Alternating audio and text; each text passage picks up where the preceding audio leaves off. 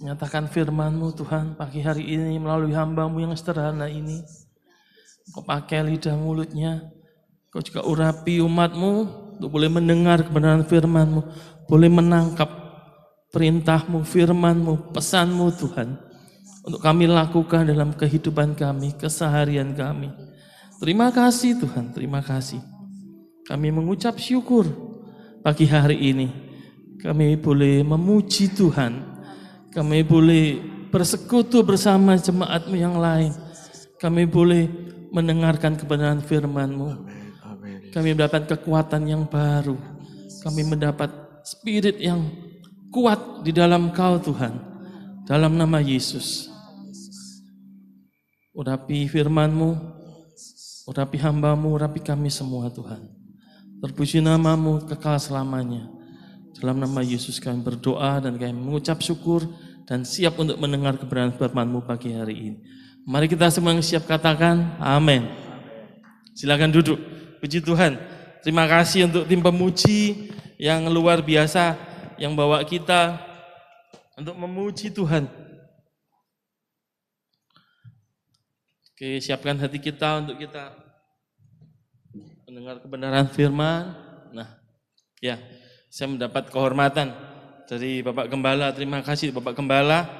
Ini tanggal 1 awal bulan biasanya jatahnya Bapak Gembala untuk suara gembala. Tapi saya diizinkan dan saya mengucap syukur. Saya merasa diberi kehormatan yang besar. Terima kasih untuk semua jemaat. Shalom. Ya, hari ini 1 September, jadi kita tinggal 4 bulan lagi di tahun 2024. Ini kalau zaman dulu, dulu istilahnya bukan semester sekolah ya, catur bulan. Siapa yang pernah mengalami catur bulan? Oh, berarti saya banyak temannya. Ya, ini sudah catur bulan 3, jadi dulu sekolah itu dibagi 4 bulan, jadi terima rapotnya 3 kali untuk baru naik kelas, dari Januari sampai Desember. Dan ini adalah sudah ke kuartal ketiga. Ini biasanya penentuan untuk naik kelas. Saya berharap kita semua naik kelas. Di tahun 2025 kita sudah menjadi umat Tuhan yang semakin dewasa, bertumbuh. Katakan amin.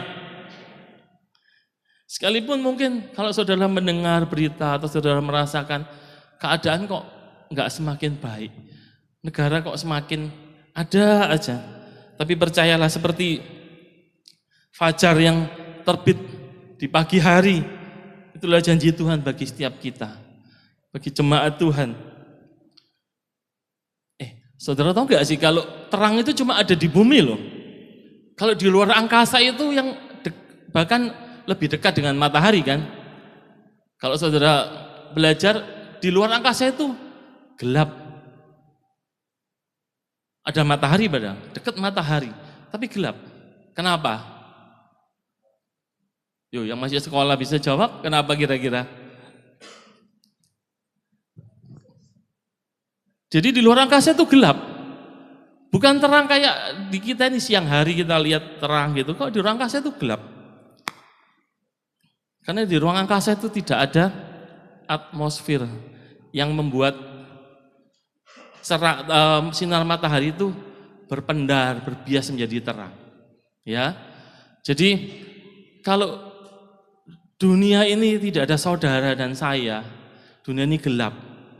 Ya, saudara dan saya, Tuhan bilang jadi terang. Bukan menjadi terang, kita memang terang. Ya, sebetulnya bukan terang kita. Tapi kok saya pikir, jangan-jangan kita ini atmosfernya dunia ini yang membuat dunia ini hidup, membuat dunia ini tetap hangat. Ya, kalau sudah dengar mungkin efek rumah kaca, yang pernah belajar efek rumah kaca itu bukan sesuatu yang harus tidak ada, perlu ada. Jadi sinar matahari yang terpantul dari matahari ke permukaan bumi, itu kalau nggak ada atmosfer dia akan kembali ke atas. Jadi cuma panas tapi di satu titik dan tidak ada suasana hangat. Makanya nggak ada kehidupan di planet-planet lain itu karena nggak ada atmosfer. Tapi di planet kita, di di bumi ada atmosfer yang di sana ada gas rumah kaca, diantaranya ya karbon dioksida segala macam yang ketika cahaya itu atau panas matahari dari matahari memantul ke permukaan bumi, dia mau naik ditahan oleh gas rumah kaca, sehingga bumi ini bisa hangat dan kita bisa tempati. Kalau nggak ada gas rumah kaca, bumi kita jadi beku dan kita tidak bisa hidup, apapun tidak bisa hidup. Ya, jadi itu bagaimana kehidupan kita ini menjadi terang. Saya harap saudara menyadari hal itu, dan pagi ini saya akan sharing tentang hal itu. Ya, lanjutkan. Ini ayat yang kita akan baca. Saya minta dibacakan keras-keras oleh jemaat. Ulangan 28, 13, 1, 2, 3.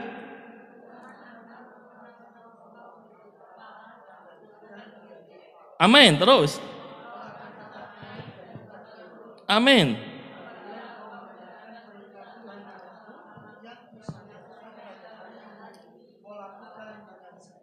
Nah, ayat ini sudah sering saudara dengar? Sering ya, utamanya oleh Bapak Gembala kalau menjadi penutupan ibadah, dikatakan ini adalah satu perikop di pasal 28 ini, ada lanjutannya sih.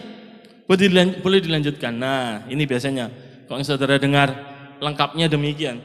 Diberkatilah engkau di kota dan diberkatilah engkau di ladang. Katakan amin. Diberkatilah buah kandunganmu, hasil bumimu dan hasil ternakmu, yakni anak lembu sapimu dan kandungan kambing dombamu. Diberkatilah bakulmu dan tempat adonanmu. Diberkatilah engkau pada waktu masuk dan diberkatilah engkau pada waktu keluar. Amin. Saudara mengaminkan dan saudara mengerti bahwa hal-hal ini adalah Tuhan janjikan bagi kita untuk orang yang melakukan perintah Tuhan, mendengarkan dan melakukan perintah Tuhan. Tapi kalau saudara baca, coba kita mulai bedah sedikit-sedikit ya. Tuhan akan mengangkat engkau menjadi kepala. Siapa di sini yang menjadi kepala? Halo? Di kantornya, setidaknya kepala keluarga. Boleh angkat tangan? Nah, ayat ini apa Tuhan ini enggak keliru ta? Mengangkat engkau menjadi kepala. Kita semua umat Tuhan jadi kepala. Loh, kepala itu kan cuma sedikit toh. Cuma satu loh, Tuhan ini enggak keliru ta? Lah kok semua jadi kepala ini piye maksudnya? Ya. Mari kita lanjutkan di berikutnya, slide berikutnya. Apa sih maksudnya kepala itu?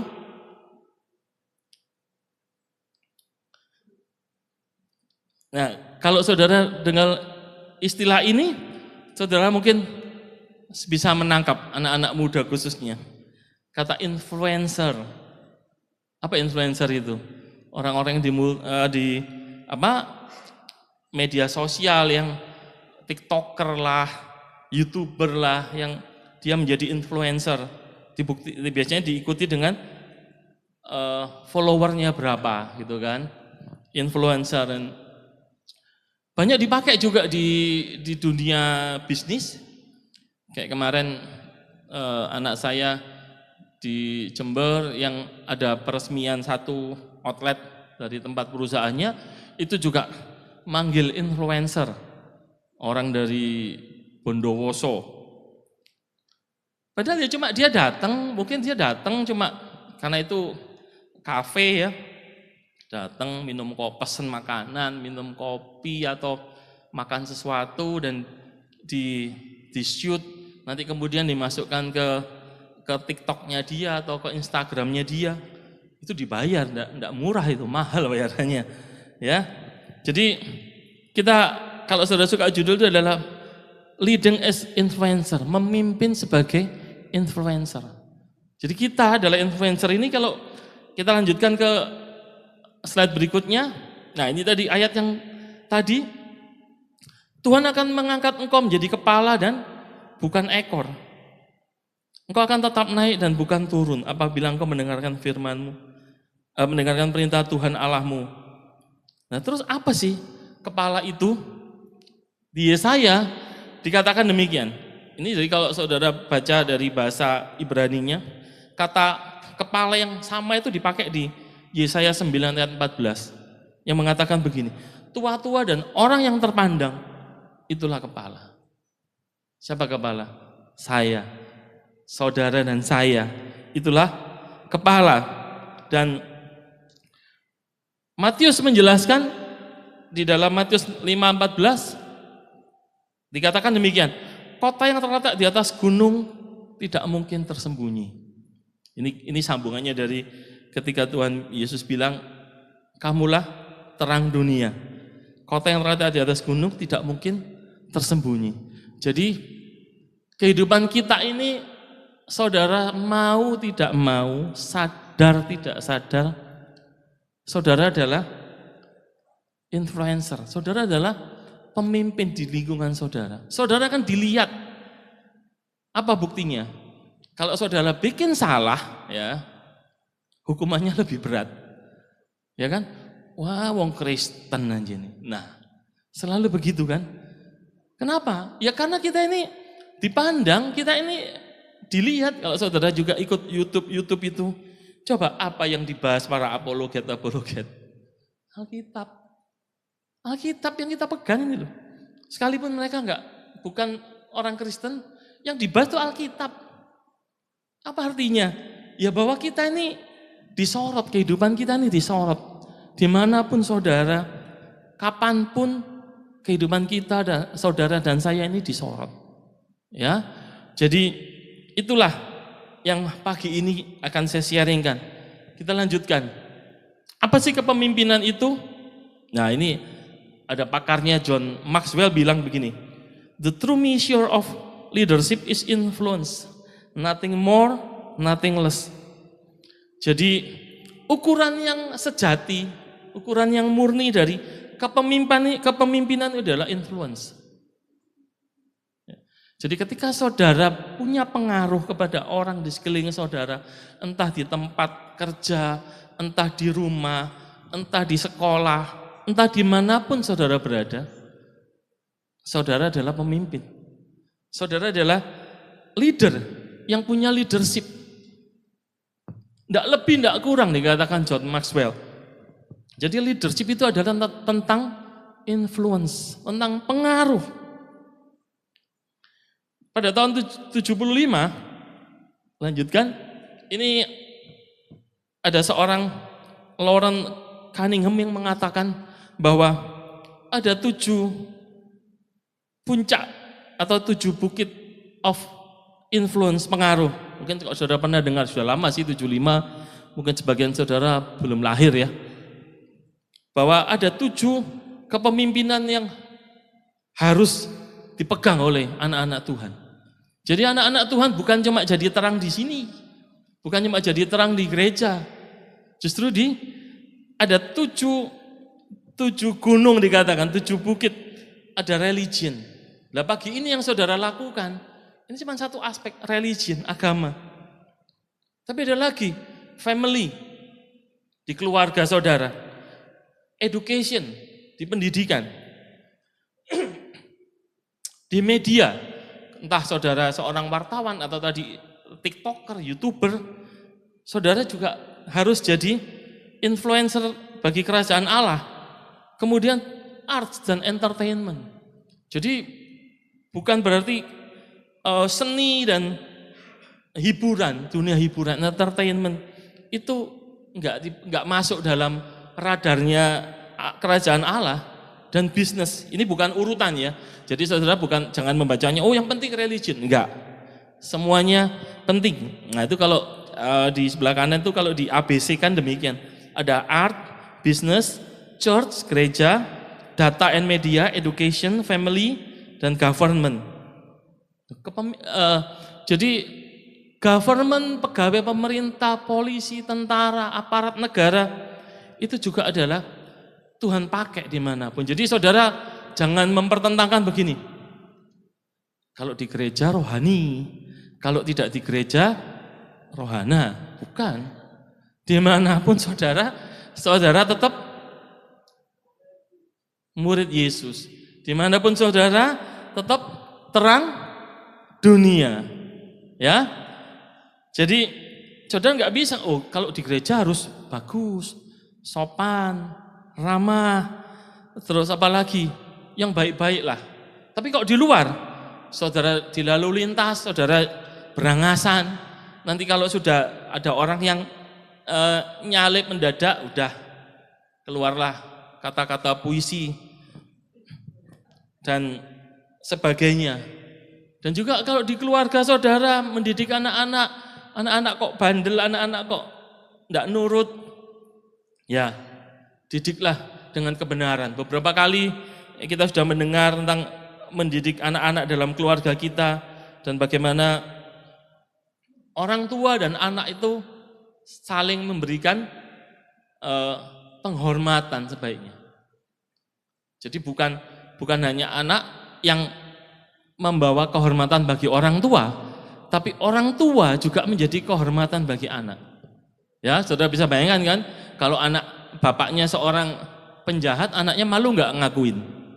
Malu. Kalau anaknya anak yang jahat, anak nakal, kurang ajar, pembuli, bapaknya malu nggak ngakui? Malu juga. Jadi bukan bukan hanya salah satu, tapi kedua belah pihak ya di keluarga. Dan ini adalah 7 hal yang perlu kita punya kepemimpinan di sana. Saya pikir ada nggak di antara saudara yang nggak masuk di dalam ada 7 hal ini? Ada nggak? Boleh tahu? Nggak apa-apa, jangan takut, saya nggak gigit. Ada nggak? Kira-kira ada nggak? Ayo coba dipikirkan. Ada nggak? Setidaknya kita mesti punya gereja, kita punya family, pendidikan yang pernah sekolah, anak-anak. Tapi juga mamanya yang jadi orang tua murid. Karena kadang-kadang sekarang orang tua murid juga cukup memalukan. Karena bagaimana dia kalau anaknya disenggol dikit sudah enggak terimanya luar biasa. Ya. Kemudian di dunia bisnis, pasti banyak kita di dunia bisnis karena apapun dunia bisnis enggak cuma bicara bekerja di kantor, pengusaha enggak. Ya dimanapun saudara jualan, buka warung, buka online, itu adalah saudara bergerak di bidang bisnis. Government. Ya mungkin di antara saudara enggak semua pegawai negeri, tapi pasti ada di antara saudara yang ada pegawai negeri atau aparat pemerintah atau mungkin kalau mungkin saudara dengar ini jarang mungkin saudara dengar. Pernah dengar istilah jumanti? Ada yang pernah dengar istilah jumanti? Waduh, enggak tahu ya.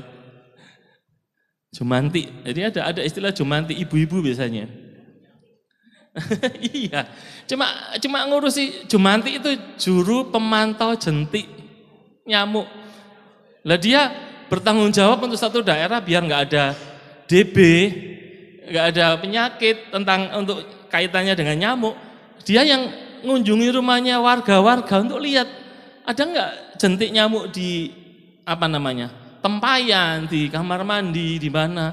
Dan dia memberikan biasanya ada program abatisasi, pembagian pasir abati untuk itu. Nah, mereka ini juga kaitannya dengan government, mereka cuma sederhana loh. Tapi kok saudara jadi jumantik, apakah saudara nggak bisa menyampaikan firman Tuhan, menyampaikan kesaksian dalam kehidupan kepada ibu-ibu sesama ibu-ibu yang saudara kunjungi? Pasti bisa. Apa saja saudara bisa lakukan. Itu adalah tempat kita melayani Tuhan. Jadi bukan hanya mimbar ini, mimbar saudara ada di mana-mana. Yang punya toko mimbarnya adalah etalase toko. Yang ojek online mimbarnya adalah sepeda motornya, mobilnya. Itu adalah mimbar-mimbar saudara. Saudara ingat saya pernah cerita enggak ya? Jadi begini, ketika saya masih tinggal di Bali dulu, kalau pulang ke Surabaya, berkunjung ke Surabaya, ya karena dulu saya nyetirnya belum begitu mahir, kita perjalanan itu panjang sekali. Pokoknya dari berangkatnya kita malam jam 8, jam 9 malam dari Bali sampai di Surabaya ini bisa jam 11 siang, jam 12 siang ya karena lama. Tapi karena lama itu kemudian ya saya manfaatkan untuk apa? Ya nasihati anak saya, bagi cerita, bagi firman. Jadi anak-anak ini malam berangkat tidur. Nanti tengah malam dia bangun, ngobrol kita, tidur lagi, nanti bangun lagi, tidur lagi.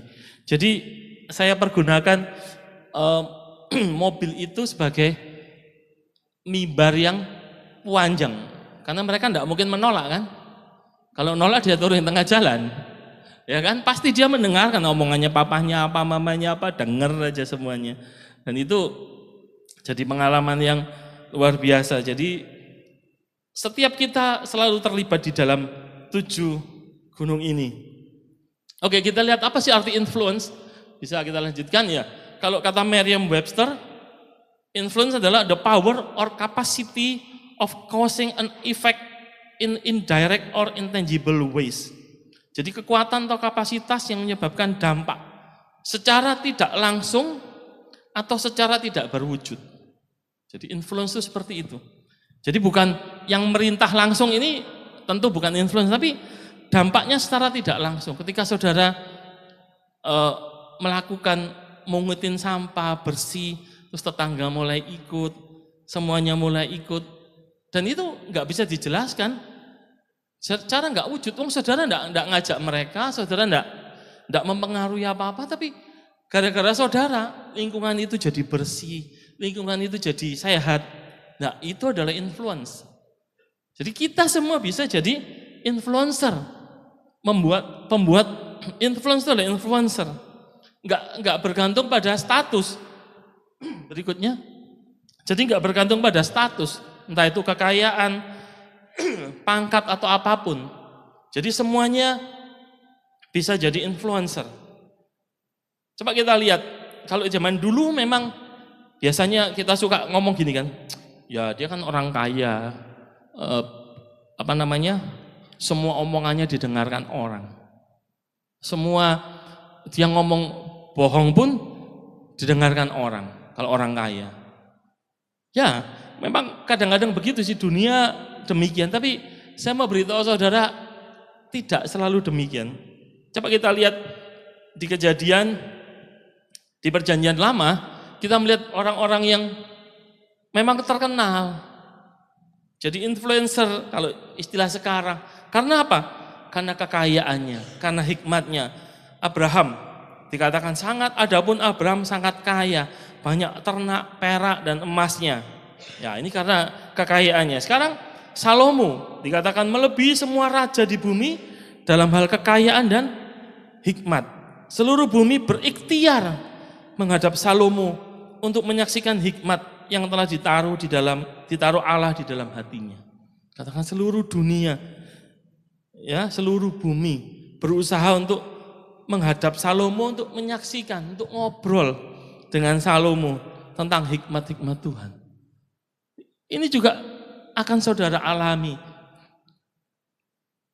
ketika saudara dalam bergaul. Nanti orang akan terkenal, oh Bu Siti itu loh, kalau ada apa-apa ke Bu Siti, nanya, ngobrol sama dia, nanti didoakan sembuh.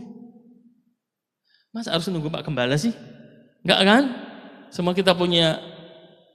Kita semua punya tetangga yang Pak Gembalanya enggak kenal kan? Tetangga kita masing-masing.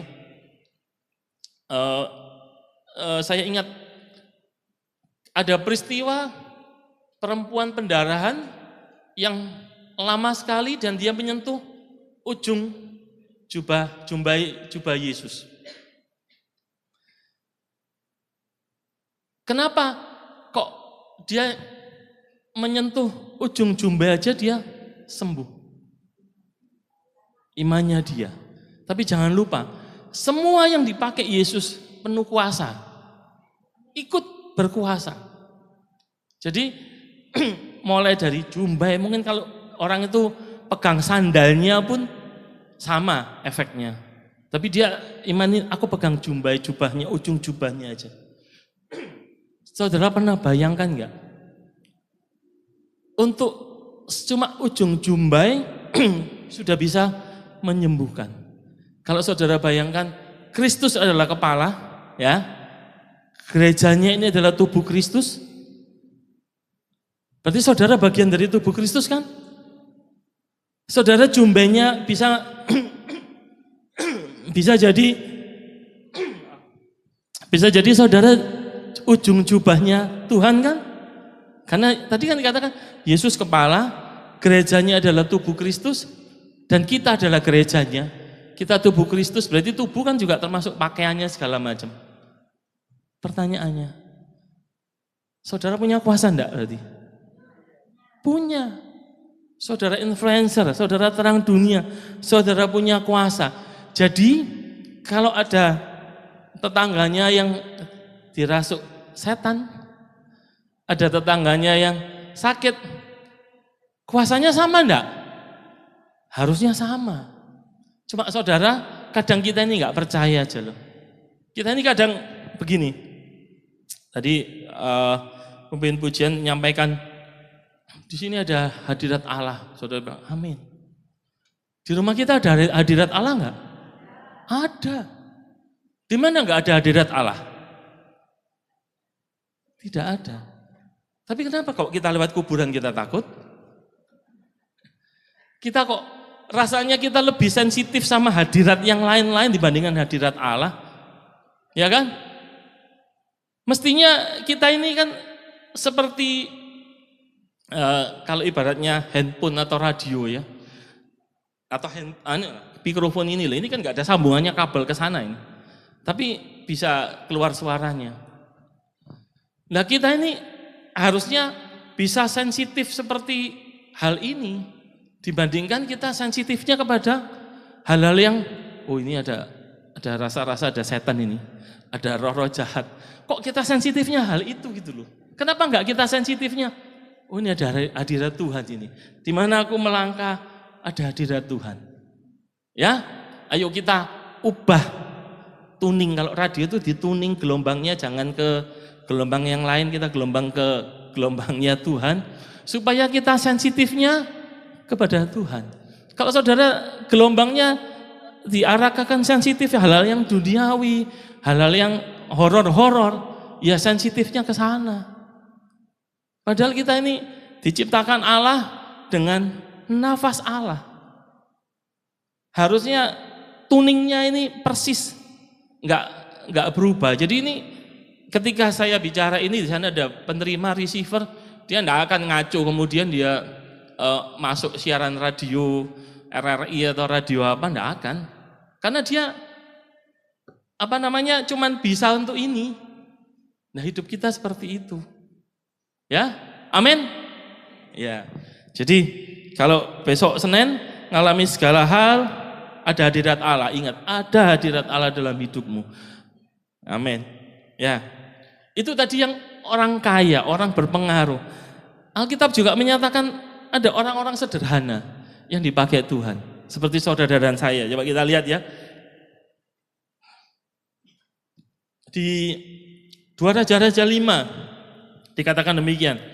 Naaman, panglima Raja Aram adalah seorang terpandang di hadapan tuannya dan sangat disayangi. Sebab oleh dia, Tuhan telah memberikan kemenangan kepada orang Aram. Tetapi orang itu seorang pahlawan tentara sakit kusta. Orang Aram pernah keluar bergerombolan dan membawa tertawan seorang anak perempuan dari negeri Israel. Ia menjadi pelayan pada istri Naaman. Berkatalah gadis itu kepada nyonyanya, sekiranya tuanku menghadap nabi yang di Samaria itu, maka tentulah nabi itu akan menyembuhkan dia dari penyakitnya.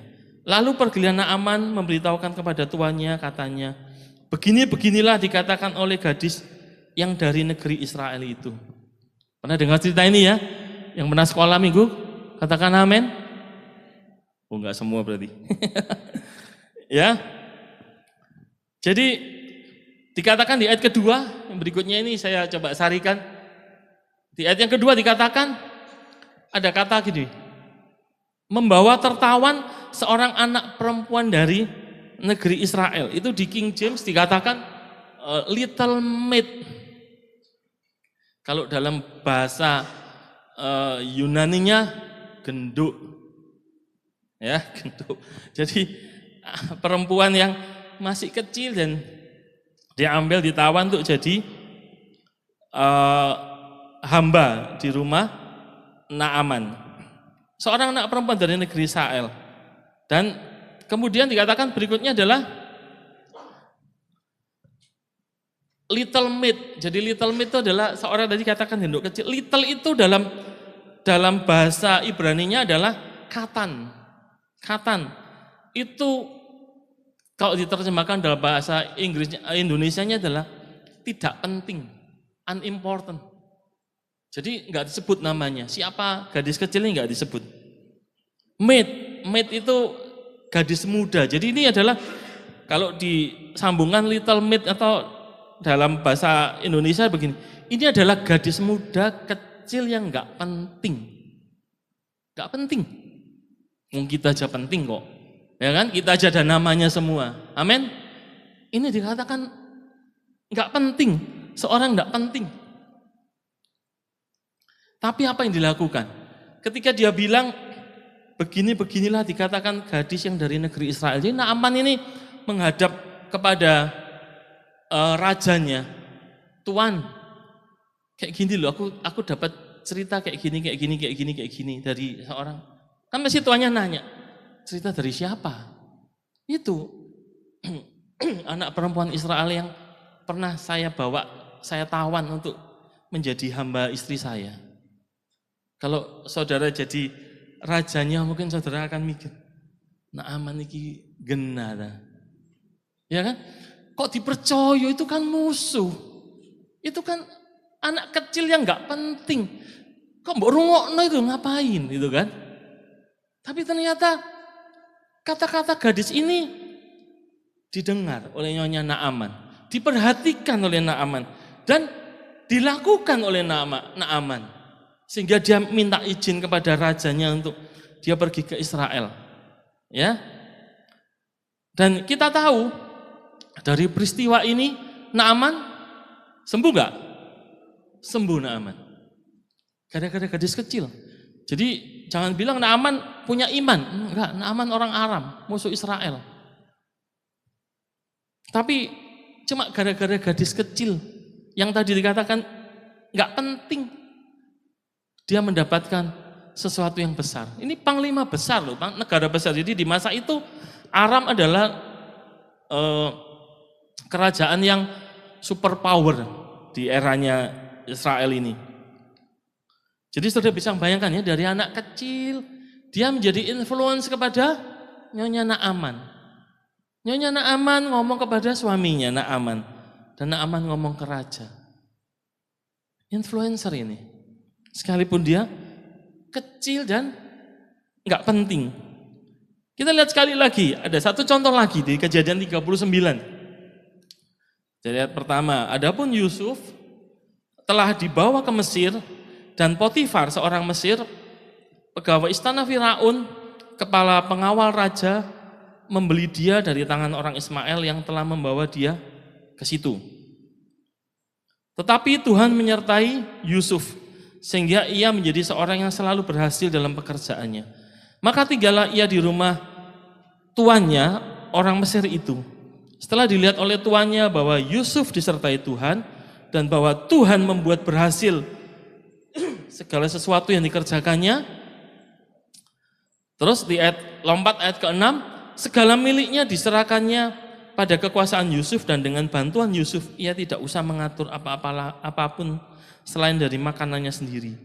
Adapun Yusuf itu manis sikapnya dan elok parasnya. Ya. Ini loh, gara-gara dia manis sikapnya dan elok parasnya. Oke, elok bisa itu pemberian. Tapi saya percaya orang yang manis sikapnya, dia pasti akan menarik. Betul nggak? Iya, orang yang ramah. Kan kalau cantik itu kan relatif kan, ganteng itu relatif kan.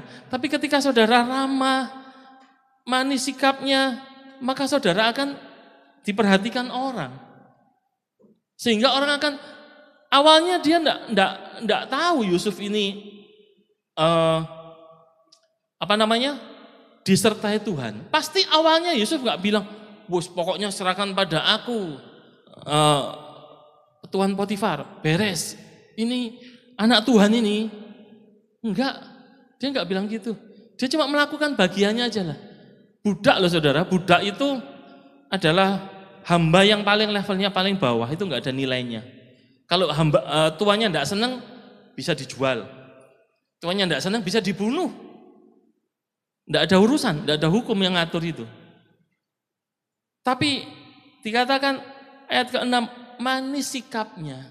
Itu membuat tertarik Nyonya Nyonya Potifar maupun Potifar menjadi tertarik. Dan ketika dilihat dia enggak cuma ramah manis sikapnya, tapi kerjanya satset.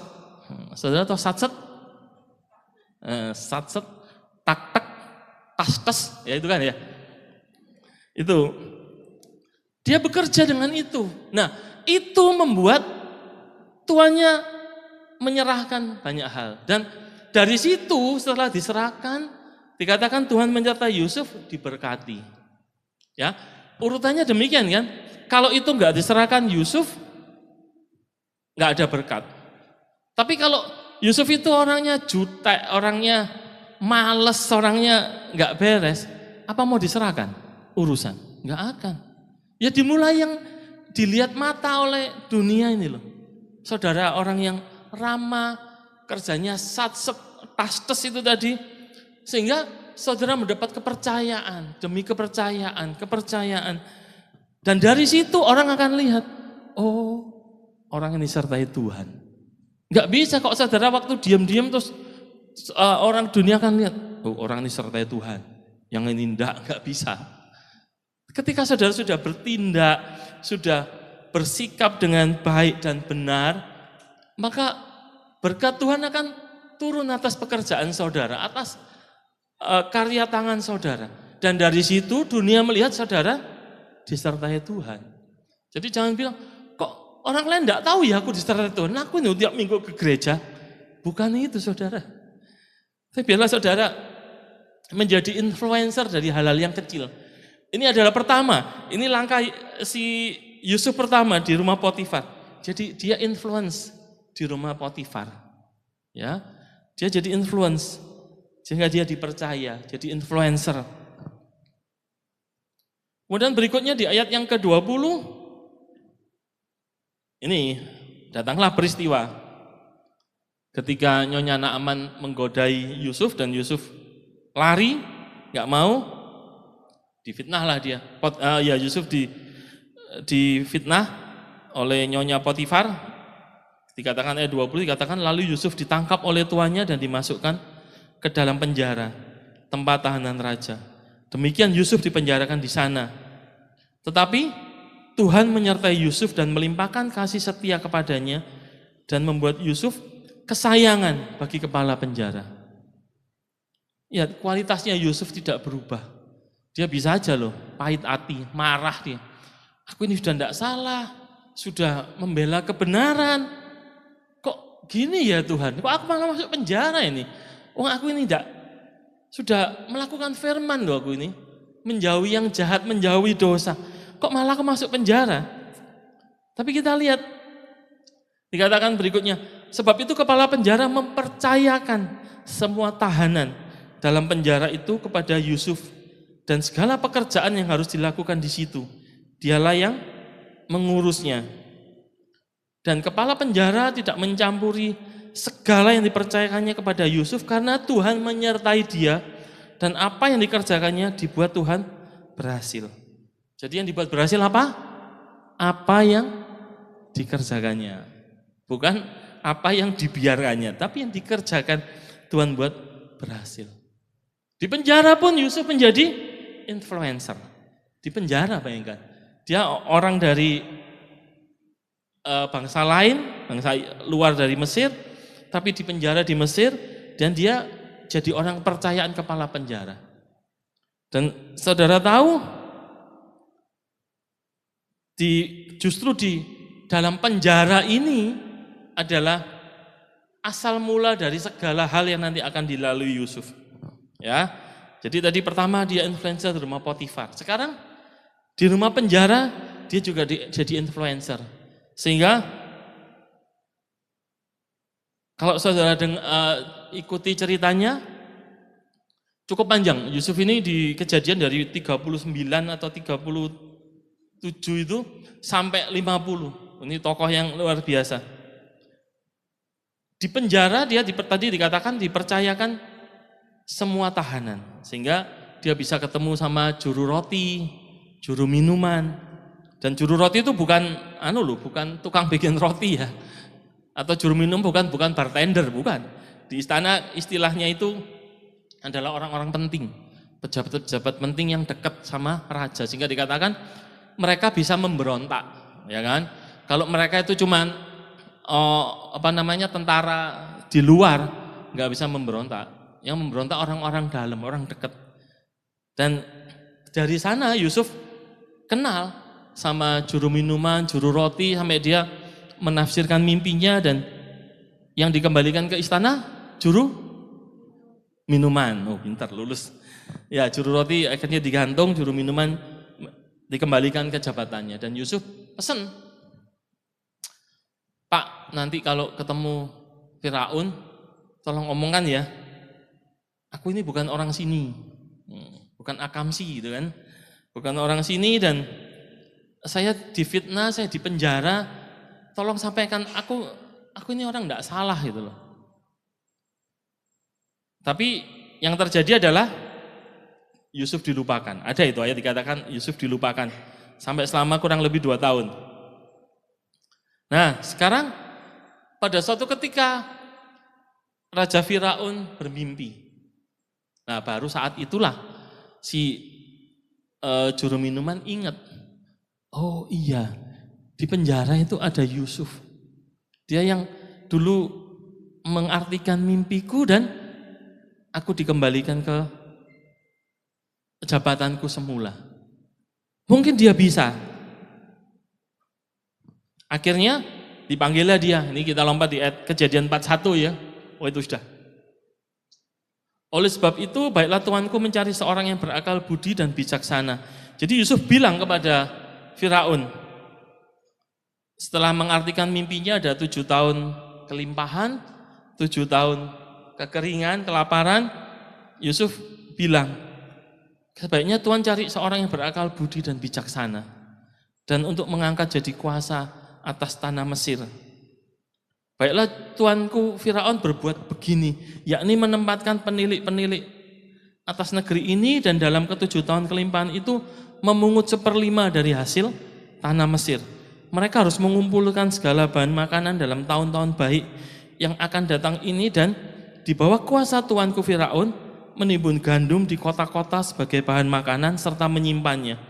Demikianlah segala bahan makanan itu menjadi persediaan untuk negeri ini dalam ke-7 tahun kelaparan yang akan terjadi di tanah Mesir, supaya negeri ini jangan binasa karena kelaparan itu.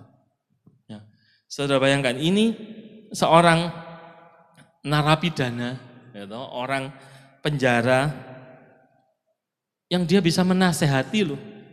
Di istana Firaun dia bilang, Tuhan cari orang yang berakal budi, supaya dia bisa ngatur. Dikatakan begini, menempatkan penilik atas negeri, memungut 1/5 loh. Bayangkan ini orang sekolahnya apa ini? Tidak ada sekolahnya kan? Tapi hikmat Tuhan membuat dia, dan dalam bergaul dengan orang-orang pejabat tadi, membuat dia ngerti tatanannya kerajaan itu seperti apa. Kemudian perlu ada menimbun gandum di kota sebagai bahan makanan dan menyimpannya. Ini adalah bulog yang pertama ini. Dan dikatakan supaya negeri ini jangan binasa karena kelaparan. Dia itu mestinya kan marah sama orang Mesir ya. Gara-gara orang Mesir ini aku dipenjara, gara-gara orang Mesir ini aku jadi hidupnya terlunta-lunta, tidak enak di kerajaan Mesir. Tapi dia memikirkan supaya negeri ini jangan binasa karena kelaparan itu. Ini yang kata-kata luar biasa. Bagaimana orang asing yang peduli sama negeri ini. Nah, dia jadi influencer di istana Firaun. Dan berikutnya, Sekarang kita lihat responnya bagi Yusuf oleh Firaun di ayat 38. Lalu berkatalah Firaun kepada para pegawainya, mungkinkah kita mendapat orang seperti ini, seorang yang penuh dengan roh Allah? Firaun, orang yang tidak kenal Tuhan, tapi dia bilang, ini orang penuh roh Allah. Ya sekalipun mungkin dalam pikiran Firaun Allahnya belum tentu Allah yang Allah Abraham, Yakub, Ishak, tapi dia bilang ini mesti bukan orang sembarangan. Orang ini penuh dengan roh Allah itu. Kata Firaun kepada Yusuf, oleh karena Allah telah memberitahukan semuanya ini kepadamu, tidaklah ada orang yang demikian berakal budi dan bijaksana seperti engkau. Engkaulah menjadi kuasa atas istanaku dan kepada perintahmu seluruh rakyatku akan taat. Hanya tahta inilah kelebihanku daripadamu. Selanjutnya Firaun berkata kepada Yusuf, dengan ini aku melantik engkau menjadi kuasa atas seluruh tanah Mesir. Dan dia sekarang menjadi apa? Kepala. Dari budak, narapidana, sekarang jadi kepala. Ya ini yang tadi saya maksud, kita adalah kepala.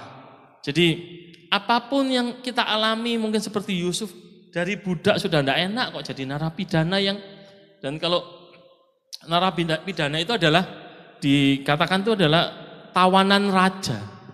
Tawanan raja itu kalau zaman sekarang sudah nggak ada, tawanan politik.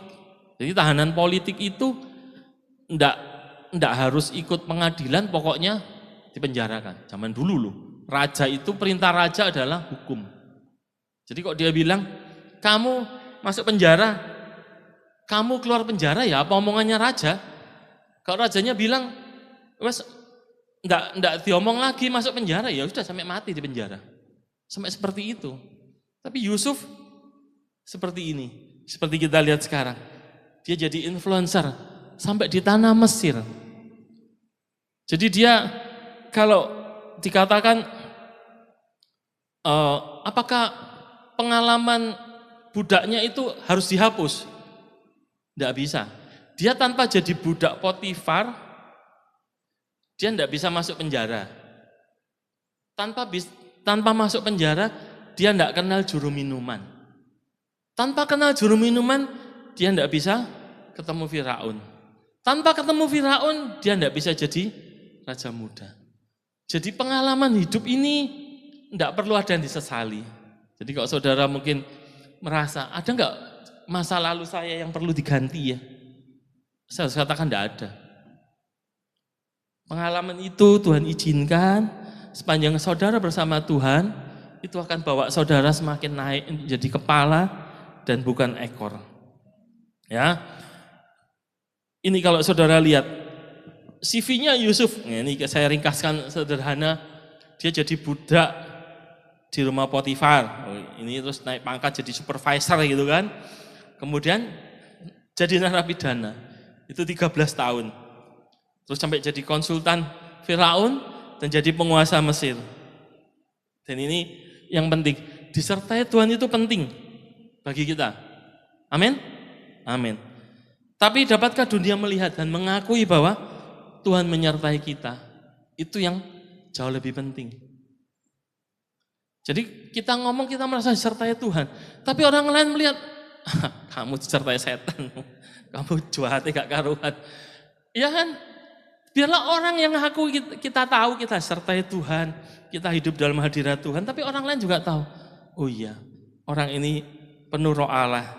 Katanya seperti kata Firaun tadi kepada Yusuf. Ya, biarlah itu pagi hari ini menjadi berkat apa yang saya sampaikan. Dan kalau kita lanjutkan slide berikutnya, siapa sih yang the true influencer itu? Tuhan Yesus.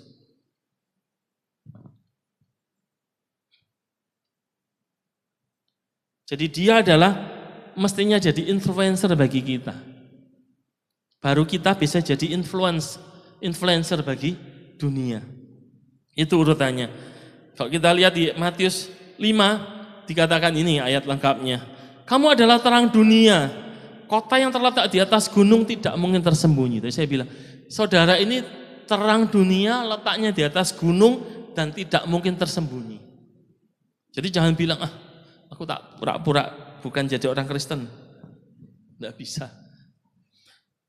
Ayat 16 dikatakan, demikianlah hendaklah terangmu bercahaya di depan orang, supaya mereka melihat perbuatanmu yang baik dan memuliakan Bapamu yang di sorga. Kita terang dunia. Memang saat Yesus ada di dunia, dia terang dunia. Tapi ketika Yesus sudah nggak ada bersama kita secara fisik, Roh Kudusnya yang dikirimkan kepada kita, di dalam kita, memerintah kita, kitalah terang dunia. Amin. Jadi pesannya adalah disertai Tuhan itu penting.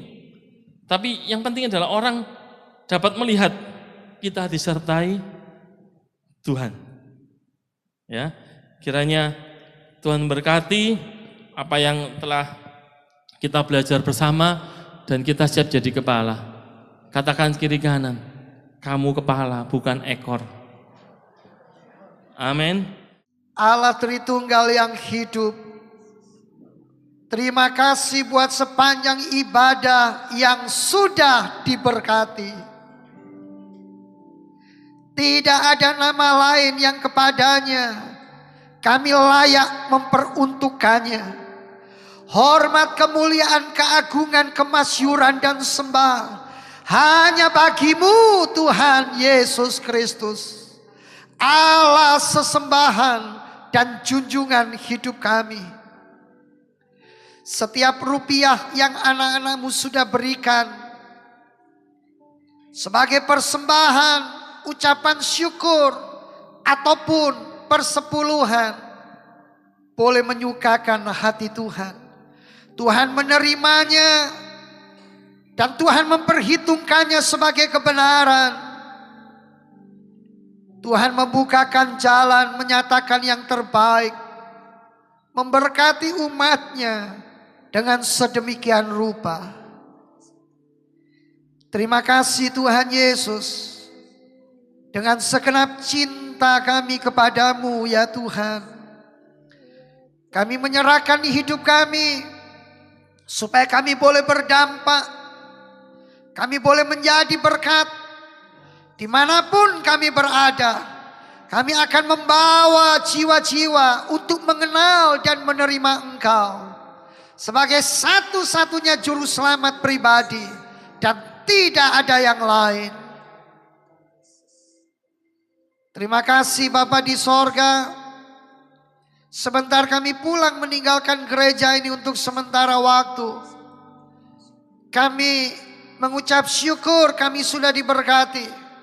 Jemaat yang tidak bisa hadir yang karena satu dan lain hal dimanapun beliau berada, Tuhan juga menyatakan berkat kasih dan kemurahannya.